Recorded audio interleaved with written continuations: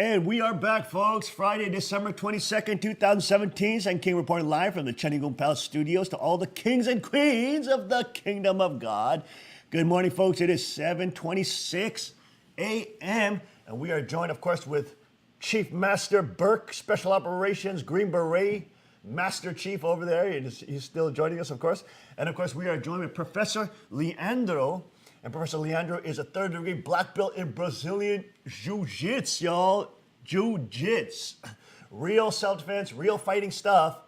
And, of course, we are so appreciative that he has the time to join us this morning. How do I pronounce your last name, Professor? Is it Coutinho? Coutinho. It's Portuguese. Coutinho. Now we've been talking to the break, and he's such a wonderful man. Can you tell us a little bit about your history? Why did you start training Brazilian Jiu-Jitsu? Why were you doing something else? Why did you start as a young person training Brazilian Jiu-Jitsu?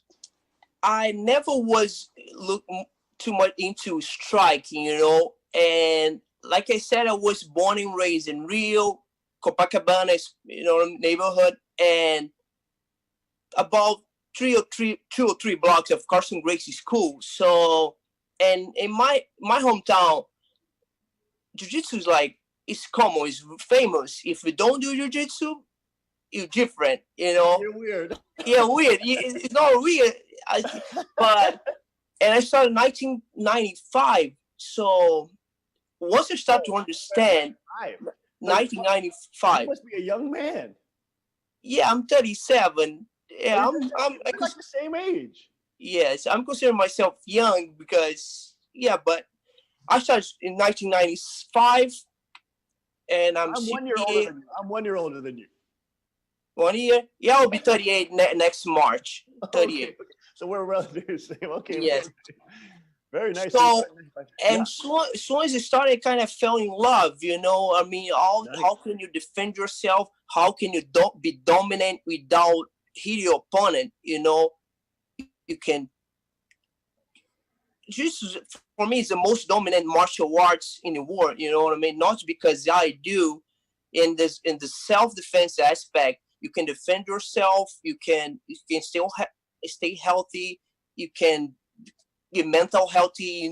Everything is. Well, it's amazing too. The Brazilian Jiu-Jitsu, they proved it. They remember when the first UFCs came out. Yes. Challenge all the different martial arts could come: karate, kung fu, capoeira, whatever. Everybody could come, and Brazilian Jiu-Jitsu defeated everybody one to one. Yeah, Royce Gracie did. Royce Gracie defeated every martial art, and actually, the UFC was created to prove the efficiency of Jiu-Jitsu. You know what I mean? It was created by the Gracie family, and they proved. Hyung Gracie did that. Yes, Hyung Gracie, and after that, Jiu-Jitsu kind of just blow out to the whole world. You know what I mean? That's why people know about Jiu-Jitsu now. The martial arts world, the whole martial arts world before that, there was never ground fighting. No ground fighting. You just learn karate, kung fu. Yeah, kung fu, kickboxing, boxing. So. Now, tell us a little about the roots of Jiu-Jitsu, especially with the smaller person. We saw in the movies that the smaller people could beat the larger people, but that was never really the case. It was more rare because the bigger person has advantage in striking. He has a bigger. Yes, strike. They always have an advantage in Jiu-Jitsu. If you're bigger than me, if you're heavier than me, doesn't mean you can beat me. But generally in striking, you have 99% of chance. You know what I mean? As long as I throw you a right punch, and you can, I can knock you out. But Jiu-Jitsu, it doesn't mean that. You can even be 100 pounds, and then if I use your weight, the perfect leverage, I can beat you easy.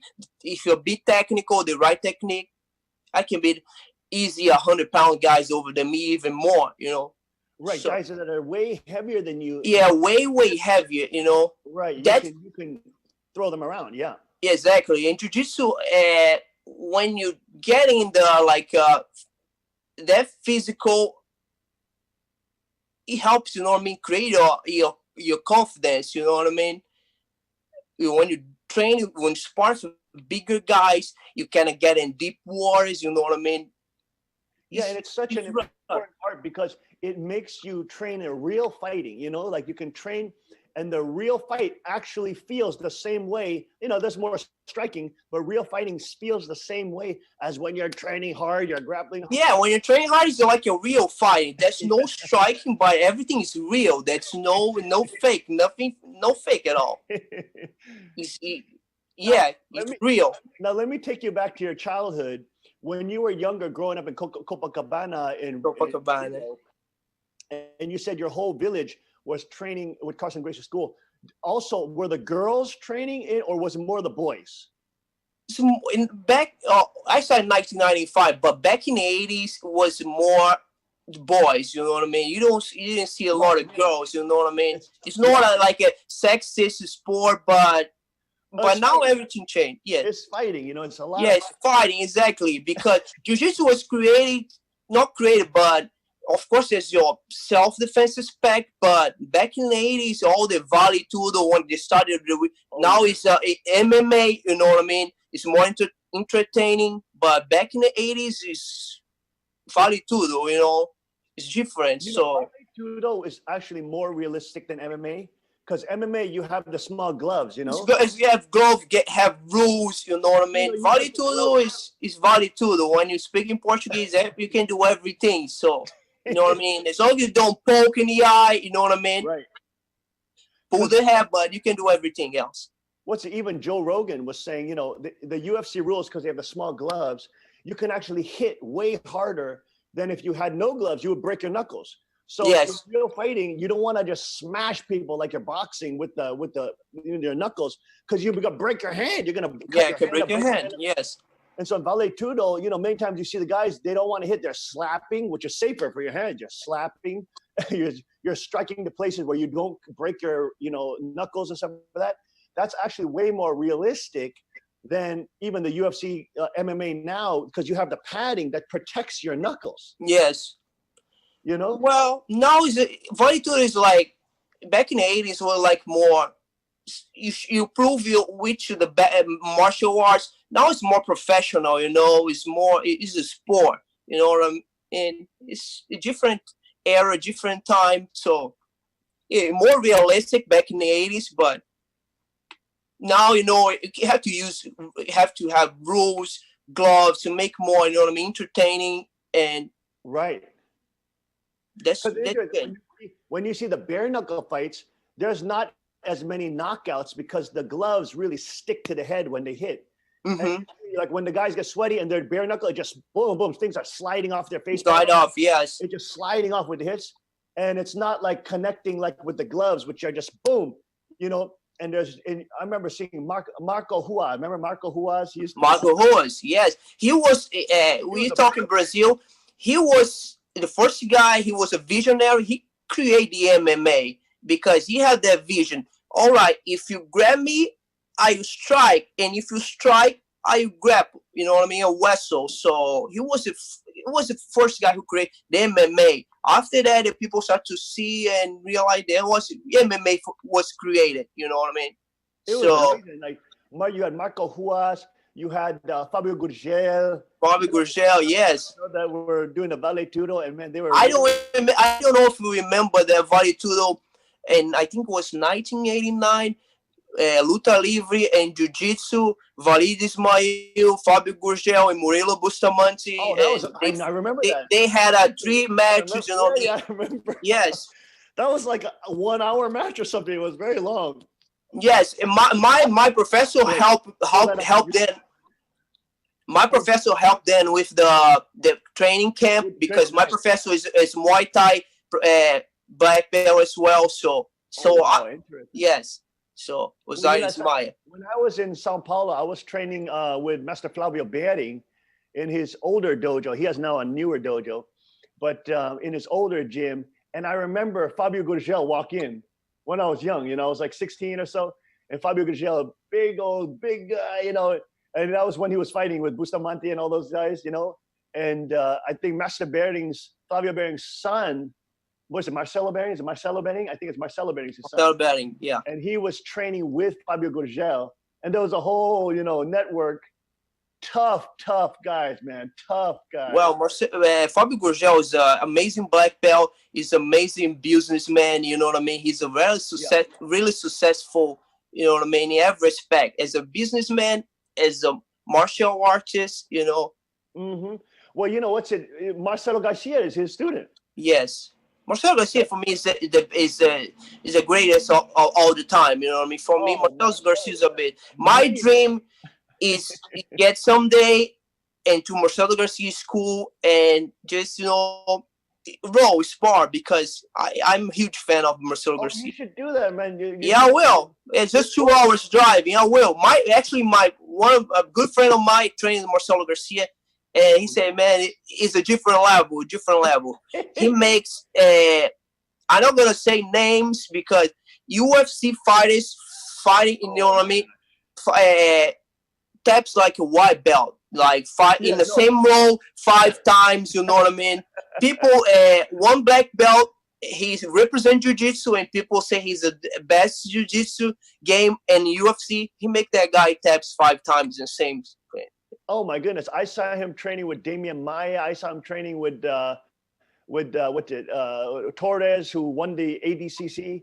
GT Torres. Oh man, he was tapping him like a baby. Yes, like a baby. I saw a video. GT Torres is really tough. Like you said, he won the UFC, and he makes like the high level guys looks like a white belt. That's why Jiu-Jitsu is amazing. His butterfly guard is amazing. It's no gi game. Nobody can beat him. If you know what I mean? Maybe you can have a chance. You can hold him down because of gi, but no gi, you have no chance at all. You better watch your neck because he guillotine you from every angle. Yes, guillotine a lot of. Yes. Marcelo guillotine you from every angle. He can get every angle. Yeah, exactly. He can get on the guillotine. When you're not expecting, boom, there's a guillotine. Well, Professor, it's so great to talk to you about Brazilian. Yo, let me get Chief involved in this talk real quick. Can you hear? Can Chief hear? Can you hear the audio here? Okay, you got audio? Okay, you have audio. Okay, good. Now Chief has been in warfare and stuff like that. Mm-hmm. Did you ever see your guys encounter close when they're engaged in close quarter combat? Obviously you guys have knives and different weapons, but did you ever see guys that are had to wrestle their opponent onto the ground and then finish them off? I caught a bayonet here at Lang Day. Oh, you got overrun. Oh yeah. A technique we learned, which was a judo technique, was when he hit me with a bayonet. I took the rifle off with a block, turned it around underneath, stuck it in his leg. Wow. Then he went down, and then I broke his neck. Whoa.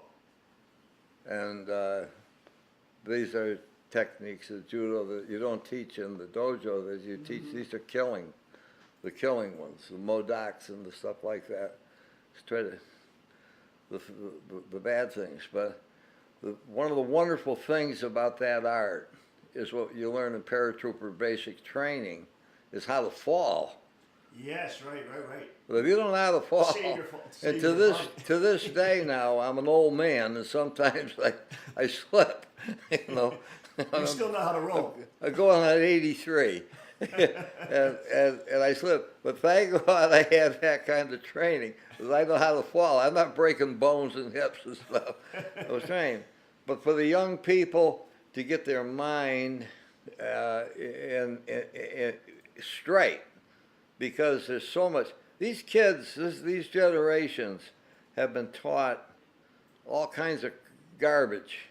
Yeah. And you got to get the garbage out, because you've had people trying to become gods. Right. And I don't want to get into the politics side because I get angry. But and nobody likes me when I'm angry. I'm a Green Beret. You're a scary man, I have to say. Green Berets are scary. But the art, and for you to be able to master that and get on there, Professor, that is remarkable. Did you hear that, because Professor? you can teach young people Okay, you can hear. I saw a young girl, she was a nurse, that knew jujitsu, uh, and she was, this was when I was in New York. I was consulting on the bomb squad, and she was a nurse at the Brooklyn Hospital, and two muggers tried to grab her pocketbook and stuff. And what she did to this guy's arm, he had to go in the hospital. She just came out of it. And she wasn't no bigger than a pint of cider. I mean, she was a little one. Well, And she got his arm and did his fingers and twisted it, and he was a good-sized guy. Right? And she put him down, and he had his arm up in back of him and was pushing that and bent his wrist so bad he had to, like I said, they took him in, the guards took him in the hospital. well, he deserved it. But they were, and I went over to her afterwards and I said to her, "Were you military?" She says, "No." She says, "I trained jujitsu," and that was Brooklyn. Well, it really is a self-defense art. Now, Professor Coutinho, if you heard Chief there, he was talking about when he was in a battle, he got stabbed in the neck with a bayonet, like it's a knife on top of the gun. Yeah, and then he turned it around, he stabbed the guy in the leg, and then he basically choked him out. Right. Now that was that I don't know what you call that term, but that term is where you grab you get inside with your hip and grab the arm and throw them around over your shoulder using like their body weight. You see another hip throw. He hip throwed him. Well, that's what I did with the guy's rifle. He did it And with if the I rifle. hadn't known that, I wouldn't be here talking to you. Amazing. Now it's so important. Now we train a lot of girls in our community too. You know, training jujitsu. My queen, she trains at jujitsu too. You know, and she's doing good. You know, they're still white belt level. You know, we just started training them maybe 2 years ago or so. But they're training. Exactly. She got it. The first step. That's what matters. It's a long journey. So to get a long journey, just need to get your first step. So once you get there, it's so important. You know, like we do it because we feel this is how I always remind them, because I'm a pastor and I remind them, look, we're fulfilling God's commandment. When the Pharisees came to Jesus, they said, "What are the commandments of God?" And Jesus said, "Love God, love your neighbor." Yes. Right. And so when we're doing training, we're training not so we can, boast ourselves. Oh, I'm so great, this or that, whatever. We're training, love God, love your neighbor. You become stronger. So if something bad happening to your neighbor, you can go help them, protect exactly. them, And at the same time, I like to be a coach, a professor, because I want to make impact at somebody's life and somehow, help my students, overcome their fears and help them to get better person, become a better person, better individuals. So that's my goal now. I'm not pointing just in the, because a lot of people when you look for jiu-jitsu, some people look for as a self-defense. They want to compete, just don't want to get in shape, So, and I'm trying to help them in every aspect. If you're looking for that, I want to be, give my 100% and help them achieve their goals. Change your lives, yeah. Exactly, it's a life changing. So I try to help the best as I can. Man, there's no question about it. When you train these kind of combat arts, it changes your life. It completely changes your world. It's a lifestyle. It's a lifestyle. People don't understand. If you don't understand, but only when I say, but it's a lifestyle. It's a life changing. So you were, let's say you started in 95. You're born, 1980? So you were, 1980. right? 1980. Yes. So you were 15 years old when you started, when you were a teenager? Yes, I started 15 years old. Then I stopped for a while and I got back in 1997, pretty solid, and I never stopped. Now I'm teaching, I used to compete a lot. I never got, I never won a big tournament, but I used to train for all my training partners, you used to train hard in Brazil. I had a training partner medalist in big tournaments, so. Now tell us about when you were young and when you're 15, tell us about your first experience in Brazilian Jiu-Jitsu? You probably did you think you were a tough guy coming in, and then what Wow, happened? if you think you're a tough guy, and once you get your first class, you change your perspective, because once you get beat and you see how weak you can be, how vulnerable you can, you know what I mean? Yeah. How it's not like that's why all good thing, because you leave your ego out of the match. Because if you think you're a tough guy, you're not a tough guy. Even when you're black belt, you have to be let your ego, because you're gonna tap someday. Right. You know what I mean?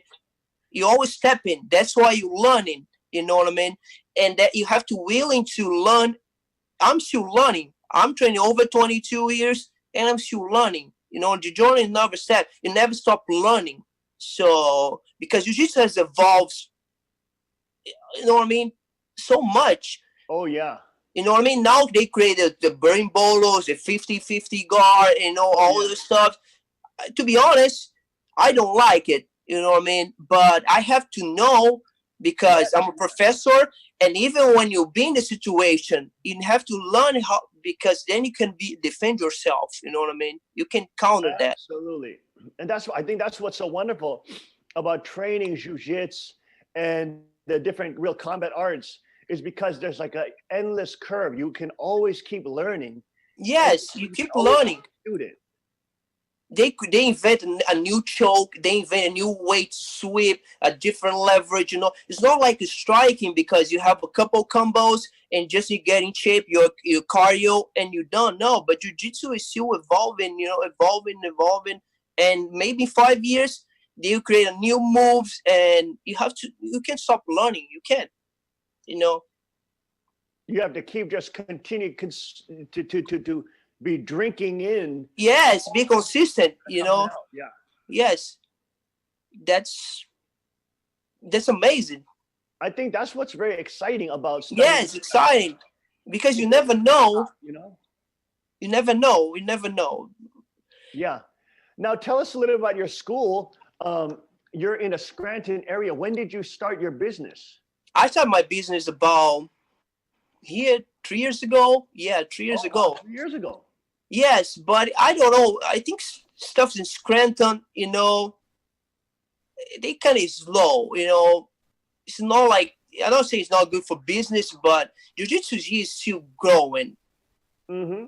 It's not like, not huge like New York, California, and other big cities. But people, they have a different mentality about, people sometimes get scared. Depends which academy you go. If they have a hostile environment, you know what I mean? When people get scared when they don't understand about it, you know what I mean? So,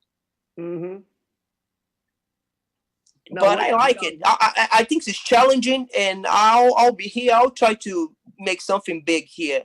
You know what I mean? At least.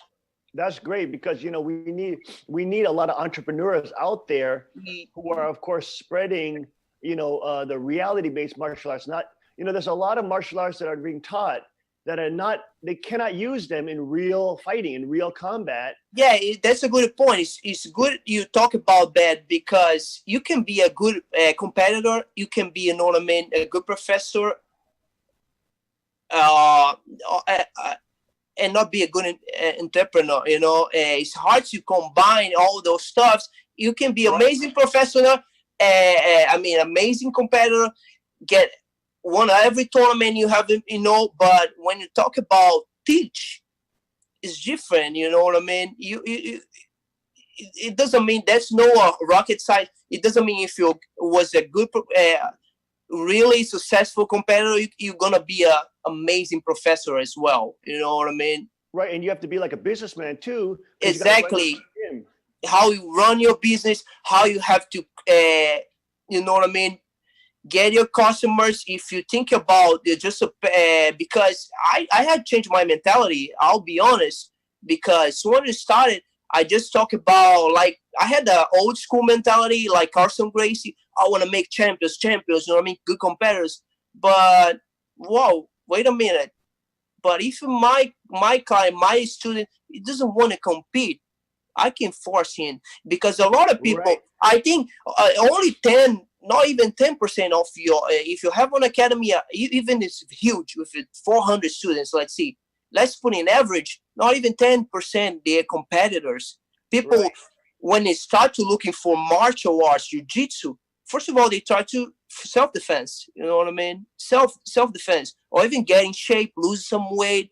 And after that, once you get involved, you think about tournaments, you can just create your business, your school, just for tournaments, for competitors. You can be like that. You have to be open-minded and try to reach for everyone. Jiu-jitsu for everyone. That's how Helio Gracie created jiu-jitsu for everyone, because you was a weak person. So Right.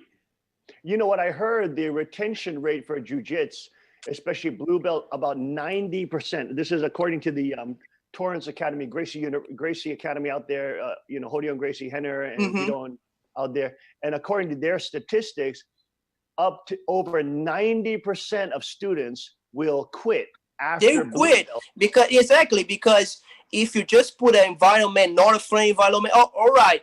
Because when you like jiu-jitsu, when you train, you know what I mean, you don't mind to, you used to train hard. All right, let's train hard. But for white belt, you just join your academy and he get hurt. He's not gonna get back again, because all right, just start jiu-jitsu, it was too hard, I got hurt. So you can, that's why you have create some systems like self-defense first, introduce jiu-jitsu, and after that, I don't know, depends how proficient your student is, you know what I mean? Give it step by step, you know what I mean? You can eat an elephant just in one time, you know what I mean? So right. Give you step by step, and let's see what happens. And first time, don't push him to get in tournaments. Yeah. That's why my advice for every professor watching this now, if you're a professor, if you're a businessman, yes, try getting the self-defense first, you know what I mean? Introduce the self-defense. After that, let's see what happens. Because you want to empower as many people as possible, but many times it's very hard, because this type of fighting art is, it takes a lot of mental energy. It's that mental energy. Yes. When you first begin, you lose a lot, so you have to be emotionally, strong. Exactly, because you're gonna face adversity. You're gonna face real adversity, and if you're not mentally strong for that, you're gonna quit. And if if you're a beginner, I can put you over all the stress, overwhelm you, because you're gonna quit. You know? Yes. I mean, people don't understand. Like when they first begin Brazilian Jiu-Jitsu, you will be totally dominated. I mean, like in ways you never experienced. I mean, our kids here, I call them the peace ninjas. But when we're training, just even the girls, it's really good for them too, because the girls also felt being completely dominated by other girls, and they're like, holy crap, it's like, whoa, I thought I was tough, I thought I was badass. I'm completely dominated, and that's a very good thing, because then they awaken to reality. Yeah, life's like that. The reality is like that. There's nothing comes easy, and when you get into the adversity, it's gonna help you in every aspect in your life. You know what I mean? How do you feel under pressure in your work? Everything. Try to avoid fist fightings. You know what I mean? Because you're so confident. Give you the confidence to avoid some stuff and deal with under pressure. You know what? I also feel that in Brazilian Jiu-Jitsu, because it's so realistic. Everything is so real. You can't lie about it. Yeah, you can. Girls recognize, whoa, my gosh, men are so strong. They don't experience that in normal life. But if they have to train with a man, for example, I make the girls train with small boys, right? Mm-hmm. And so even the tough girls get dominated by very small boys. Boys, yes. And then the small boys they can see are getting dominated by the big boys very easily. but then they realize, oh my gosh, there's a difference in men's strength and women's strength. That's why, of course, I emphasize for my girls that they have to learn weapons. They have to learn how to do force multiplication. You have to be responsible with firearms, learn how to do that kind of stuff, because, if you're just as a woman, you have to realize if somebody's larger and he's trained, then you need to be able to protect yourself. Yes. You need to have other help. At the same time, if you're a small girl and you know how to use the leverage, the perfect technique, you can be bigger boys, you know what I mean, stronger boys, because that's like you said, that's nothing fake. It's real. Jiu-Jitsu is real. Yes, there's no fake. You can fake in Jiu-Jitsu. You really can't. And of course, that's absolutely right. I mean, the girls see it. They can now beat up, even the smaller girls here, they can now defeat men who are not trained. Men who are not trained, they can defeat. But even small boys who are trained, very hard. They have very hard time. And that's very good for them to realize, because then they be realistic about their own self-defense. Exactly. And they get confidence. You have that sense of pride, I know how to defend myself. I know, if I have to, I know how to do it. I know how can defend myself. It's really good. Fascinating. Professor Leandro, I didn't know you were in this area, but that's great. We should have you down here sometimes, teach our kids and come train. That'd be awesome. I'll be appreciated. I'll be awesome. Anytime you need, I'll be right there. Just that would be fantastic. It'll be a pleasure for me. And also, we should have you come down. We do a little shooting, Yes. Some shooting and stuff like that. We'll go to the range. You like shooting? We do a lot of shooting, man. Here, see on my desk. You see my desk? On my desk. Here's my baby right here. There's my baby right here. I have one AR-15. This is my. But you like target shooting, or you like hunting? Oh no, I like both. We do a lot of hunting, but we do shooting, and of course, I'm more into target shooting, but I can. Good, man. It's great. And we just have, my brother owns a big factory, where he makes all these wonderful guns. Thompson, very famous company. Good. Wow. And, they just started producing the pistol AR, and if you have a concealed carry weapons permit, you can carry that pistol legally in Pennsylvania. Well, yeah, that's what I like here, because you can carry your guns whenever you go. In Brazil, it's illegal. You can. I know. See, like here, you can be a king. In Brazil, they don't let you be a king. Yeah, no. Well, because a lot of people don't. Yeah, I think it's good, because a lot of people don't know how to deal, and they'll do stupid things, they will. But it's interesting, in the history and historically, only kings could have weapons and land. So I believe, because when Christ comes back and he returns to set up his kingdom, then all the people, black, white, Asian, Brazilian, it doesn't matter, all the people of God will be kings. So they will have the same rights as the kings. You're not going to have, in Brazil, for example, normal citizens cannot have weapons. They cannot have, they're still under the control of the very corrupt, government. Yes. Like only the well people can have guns, because it's really hard, really expensive to get a permit. So it's crazy, and if you look at the science, America has the most guns in the world, in the population. But we have a very low crime rate. Yeah, low crime. Yes, it's amazing. Low crime. Very low crime. At the same point, and you have the highest crime, not the highest, but it's a really high crime, and you cannot. It's not allowed to have guns. You know what I mean? Exactly. But in the black market, you can have easy. The criminals always can get it. Yes. The criminals always can have, but the good citizens can have it. If you're a good citizen, if you pay your tax, if you're a hard worker, you can have your gun. As I think so. That's ridiculous. Yeah. Well, Professor Leandro, so great to talk to you. So great to meet you. I appreciate you. Yeah, I appreciate you. We should get together sometime, and we should sure. And get some shooting. My pleasure. That would be wonderful. Thank you so much for joining us. Thank you for having me, and appreciate it. Appreciate it. Thank you so much, Professor Os. Thank you so much.